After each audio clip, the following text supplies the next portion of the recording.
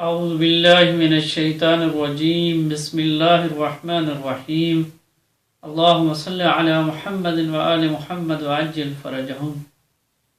मुअज़्ज़िज़ नाज़रीन, हमारी बहस चल रही थी फ़िक़्ही अहकाम के बारे में। आजकल माह रमज़ान की आमद ही आमद है, तो रोज़े के हवाले से और माह रमज़ान के हवाले से कोई मरूज़ात आपकी खिदमत में अर्ज़ करेंगे। आज हमने आपको बताना है कि रोज़े के बारे में चंद मसाइल हैं, उसके बारे में हमने आपको अर्ज़ करना है कि रोज़े की नीयत कितनी तरह की होती है।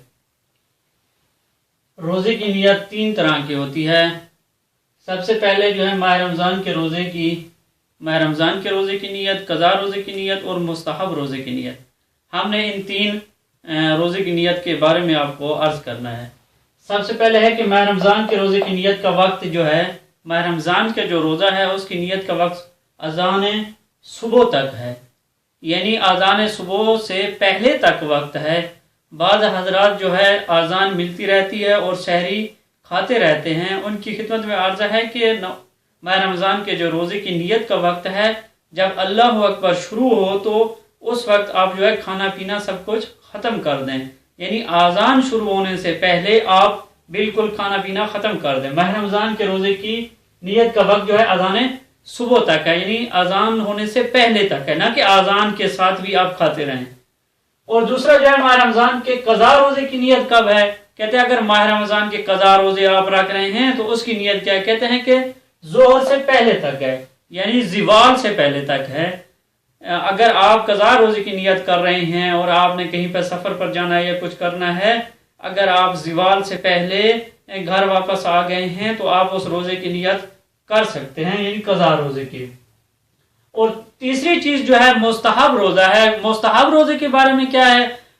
फुक़हा फरमाते हैं कि मुस्तहब रोज़े की नीयत का वक्त जो है मगरिब तक होता है, यानी जो मुस्तहब रोज़ा आप रख रहे हैं उसकी नीयत जो है मगरिब तक होती है। अगर आप जो है आपने रोज़ा रखा है और किसी मोमिन के पास चले गए हैं और मोमिन ने आपको दावत दे दी है, मसलन खाना पेश कर दिया या पानी पेश कर दिया है, तो आप मोमिन की दावत को नहीं ठुकरा सकते और आप जो है रोज़े को इख्तियार कर सकते हैं, क्योंकि आपका रोज़ा जो है मुस्तहबी है, वाजिब नहीं है, इसलिए आप उसको इख्तियार कर सकते हैं। फुक़हा कहते हैं कि जो मुस्तहब रोज़े की जो नीयत है वो मगरिब तक है, यानी मगरिब से पहले तक अगर आप नीयत आप करते रहें तो आपका रोज़ा है। अगर आप नीयत नहीं करते या उससे पहले आप रोज़े को इफ्तार कर देते हैं तो कोई हर्ज नहीं है।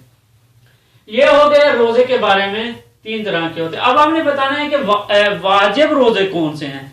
कहते हैं कि बाद जो है वाजिब रोज़े हैं, उनमें से सबसे पहला जो माह रमज़ान के रोज़े, माह रमज़ान के जो 30 दिन या 29 दिन जो रोज़े होते हैं, ये भी क्या है? वाजिब रोज़े हैं। इनको अदा करना, अंजाम देना सब पर क्या है? वाजिब है। अगर आप इनको छोड़ेंगे तो इनकी आप पर क़ज़ा वाजिब होगी।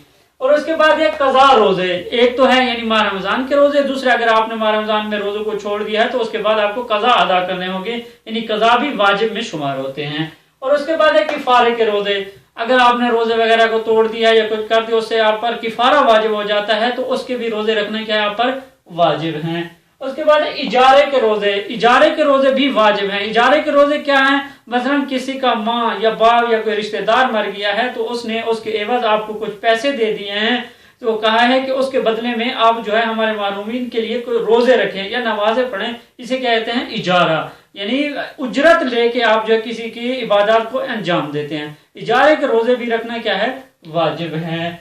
उसके बाद एतकाफ के 3रे दिन का रोज़ा, ये भी क्या है? वाजिब। जब आप एतकाफ पर बैठते हैं, जो जब 3रा दिन हो तो उस दिन आपका बैठना भी वाजिब है एतकाफ में। अगर नहीं बैठेंगे तो आपका एतकाफ बातिल है। और उस दिन रोज़ा रखना भी आपके लिए क्या है? वाजिब है। और उसके बाद जो है हज की कुर्बानी के बदले रोज़े, अगर आप हज पर गए हैं तो उस कुर्बानी के बदले भी आपको रोज़ा रखना होगा, वो भी क्या है? वाजिब है। फिर जो रोज़े नज़र और आहद और कसम के जरिए जो है आप पर वाजिब होते हैं, यानी जो आपने नज़र किया है अभी मैं फलाना काम मेरा हो जाए तो मैं इतने रोज़े रखूंगा, या आपने अहद किया या कसम उठाई है, तो उसके बदले में भी जो रोज़े होते हैं वो भी आपके ऊपर क्या है? वाजिब हैं। उनको भी अदा करना क्या है? वाजिब है। उसके बाद क्या? बाप की क़ज़ा रोज़े जो बड़े बेटे पर वाजिब होते हैं। आखिरी जो वाजिब रोज़े में से है वो यह है कि अगर किसी का बाप मर गया है तो उसके बड़े बेटे पर रोज़ा और नमाज रोज़ा, यानी उसकी जो भी इबादत रह गई हैं उसको अंजाम